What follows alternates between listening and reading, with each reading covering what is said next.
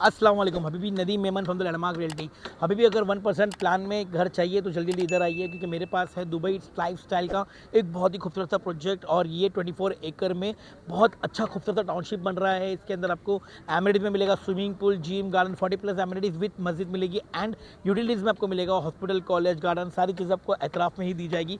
1 minute walking distance पर आपको मिल जाएगा। बेस्ट पार्ट ये है, बुकिंग इन फुल स्विंग है। जो भी मनपसंद फ्लोर या व्यू अगर आपको अच्छी लगे वो आप बुक कर सकते हो एंड रिफंडेबल बुकिंग होती है। एंड ज़्यादा जानकारी के लिए फ्री में पिकअप एंड ड्रॉप के लिए आपको इस नंबर पे कॉल करना होगा। कॉल बिजी है तो व्हाट्सअप करना होगा।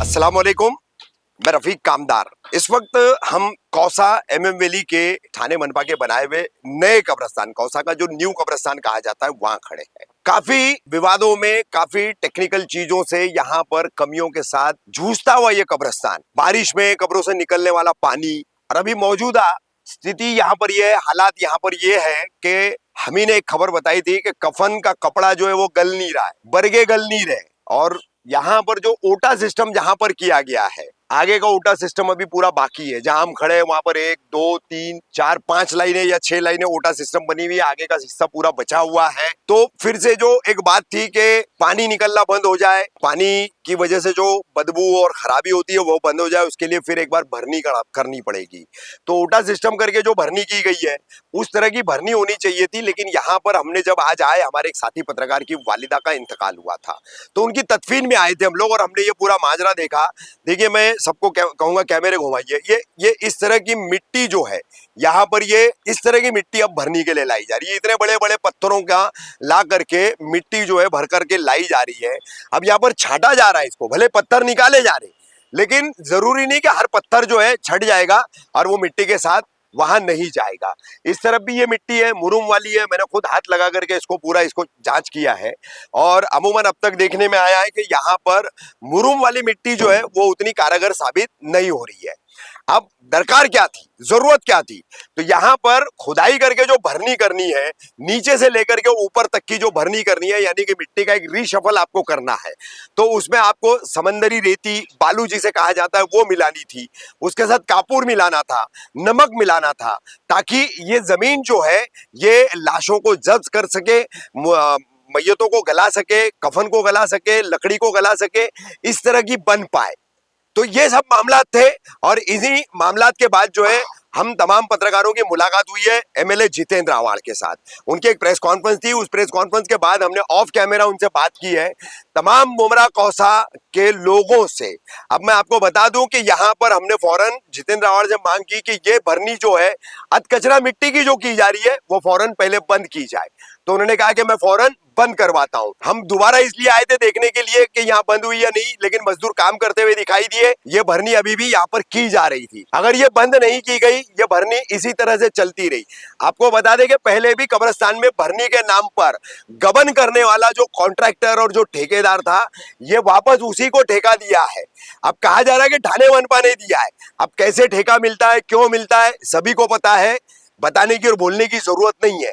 तो हमने एमएलए साहब को ये कह दिया है कि ये बंद हो करके अच्छी मिट्टी इसकी जगह ला करके, बालू मिला करके अगर भरनी नहीं की जाती है तो इस तरह का काम जो है करके और फिर निधि का लाना, फंड का लाना, उसके दावे करना, एक तरफ आप करोगे, एक दूसरी तरफ विरोधी करेंगे, तो वो सारा खेल अब हमको कब्रिस्तान के मामले में नहीं चाहिए।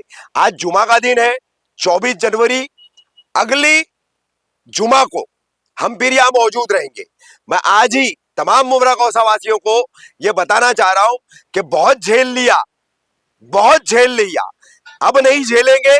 आप अगर ये भ्रष्टाचार वाला, करप्शन वाला भरनी का काम यहां पर जिस तरीके से भरनी होनी चाहिए, जो पुराने ओटे उनको अब तक रीशफल किया जाना चाहिए, वो तमाम काम अगर आप तरीके से नहीं करवाएंगे तो अगले जुम्मा यहां पर जो है अल्हम्दुलिल्लाह मुमरा कौसा के यहाँ पर जितने मरूमीन हैं उनके तमाम घर वालों को यहाँ पर जितने भी आने वाले मुस्लिम्स हैं उनके तमामों की हजारों की भीड़ का आपको सामना करना पड़ेगा। ठाणे मनपा के कमिश्नर सौरभ राव आप भी सुन लीजिए, मुमरा प्रभाग समिति, यहाँ के जोन के डीएमसी मनीष जोशी, बालू पिचड़, यहाँ के एग्जीक्यूटिव इंजीनियर, यहाँ के तमाम जितने भी सार्वजनिक बांधकाम विभाग, पीडब्ल्यूडी वर्क डिपार्टमेंट कारपोरेशन का, इन सभी को हम साफ तौर पर ये आगाह कर रहे हैं कि आते 7 दिनों में आपने ये लचर मिट्टी, ये गंदगी वाली मिट्टी ला करके यहाँ भरनी करना बंद नहीं किया तो अगले जुमा को यहाँ पर आंदोलन होगा। और हमारी मांग है कि टेंडर ये रद्द किया जाए, नया टेंडरिंग प्रोसेस किया जाए, नए कॉन्ट्रैक्टर को दिया जाए, पुराने कॉन्ट्रैक्टर को हटाया जाए जिसने यहाँ पर गंद मचा रखी है। और अगर ये आने वाले 7 दिनों में नहीं हुआ तो तमाम मुमरा कौसा वासी जो है यहाँ पर मौजूद रहेंगे और यहाँ पर फिर आकर के आपको उनका जवाब देना होगा। फिलहाल एमएलए जितेंद्र आव्हाड ने वादा किया है, आश्वासन दिया है कि फौरन ये तमाम काम मैं बंद करवाता हूं और 1 से 2 दिन में यहाँ पर काफी सारी जो चीजें कमियां हैं उसकी लिस्टिंग बना करके 28 जनवरी को उनको दी भी जाएगी, 28 या 29 जनवरी को दी जाएगी। लेकिन अगर इसमें जरा भी तब्दीली की गई मांगों के अंदर और अगर वही पुराना काम वापस पिछले ढर्रे पर किया गया तो अगले जुमा को यहाँ पर फिर एहतजाज होने से कोई रोक नहीं पाएगा।